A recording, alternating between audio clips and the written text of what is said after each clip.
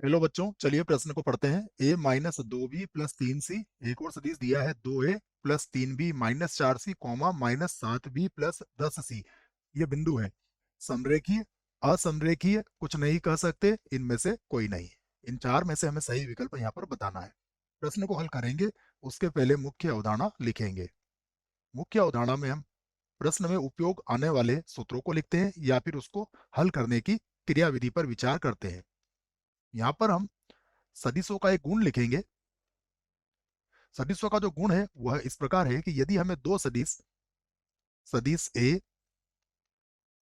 तथा सदिश बी मान लीजिए समरेखीय है, समरेखीय है, समरेखीय है, तब तब क्या होता है? सदिश ए एम सदिश बी, अर्थात ए और बी के मध्य कोई सदिश, कोई अचर राशि एम होती है। यहाँ पर एम कोई भी वास्तविक संख्या हो सकती है।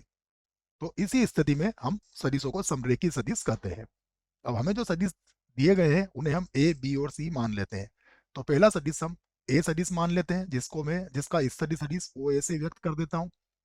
तो ओ ए सदिश होगा ए सदिश माइनस का 2 बी सदिश प्लस का 3 सी सदिश। उसके बाद अगला सदिश है, उसे हम ओ बी से व्यक्त कर देते हैं। तो ओ बी सदिश हो जाएगा 2 ए सदिश माइनस प्लस का 3 बी सदिश माइनस का 4 सी सदिश। उसके बाद ओसी सदिश लिख देते हैं तीसरे सदिश को। ये हो जाएगा माइनस का 7 बी सदिश और प्लस का 10 सी सदिश। यहां से हम क्या करते हैं, यदि हमें इसको समरेखीय या फिर असमरेखीय सिद्ध करना है तो सबसे पहले हम क्या निकालते हैं, इसका ए बी सदिश निकालते हैं। तो ए बी सदिश हम ज्ञात करते हैं। ए बी सदिश क्या होता है? ये त्रिभुज नियम से होता है ओ बी सदिश माइनस ओ ए सदिश। ओ बी में से आपको ओ ए घटाना है, घटा के आप लिख सकते हो। देखिए, 2 ए में से ए घटाओगे तो कितना मिलेगा आपको? ए सदिश। 3 बी में से 2 बी घटाओगे तो 3 और 2 5 हो जाएगा, तो ये हो जाएगा 5 बी सदिश। उसके बाद माइनस का 4 सी है, उसमें से 3 घटाओगे तो माइनस माइनस जुड़ जाएगा, तो ये हो जाएगा माइनस का 7 सी सदिश। अब हम क्या करेंगे, यहाँ पर ए सी सदिश ज्ञात कर लेते हैं। मैं लिख देता हूँ ए सी सदिश। ए सी सदिश क्या होगा? ओ सी सदिश माइनस ओ ए सदिश। इसे भी घटा लेते हैं। तो अगर घटाएंगे तो क्या मिलेगा, देखिए, माइनस का 7 बी है और ए, तो ए का चिन्ह बदलेगा तो ये तो होगा माइनस का ए सदिश। माइनस का 7 बी और ये प्लस का 2 बी हो जाएगा, तो 7 में से 2 गया तो माइनस का 5 बचेगा। तो माइनस का 5 बी सदिश। इधर 10 है, 10 सी में से 3 सी घटेगा तो क्या बचेगा? प्लस का 7 सी सदिश बच जाएगा। यदि हमने यहाँ से माइनस को कॉमन ले लिया तो हमें क्या मिलेगा?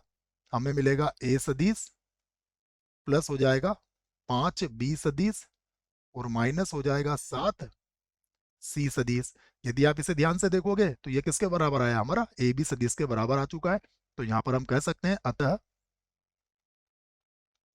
अतः हम कह सकते हैं कि ए सी सदिश बराबर है -1 गुना, अगर हम ए सी सदिश की बात करें तो माइनस हमने कॉमन निकाला और फिर ये सदिश किसके बराबर हो गया? ए बी सदिश के। तो ये बन गया आपका ए बी सदिश। इससे हमारा क्या तात्पर्य है कि ए सी और ए बी क्या है? समांतर है, अर्थात जो बिंदु है ए बी सी वो क्या है? समरेखीय है। तो हम कह सकते हैं, इसलिए हमारे जो ओ ए सदिश कॉमा ओ बी सदिश कॉमा ओ सी सदिश, ओ सी सदिश ये क्या होंगे? समरेखीय होंगे। समरेखीय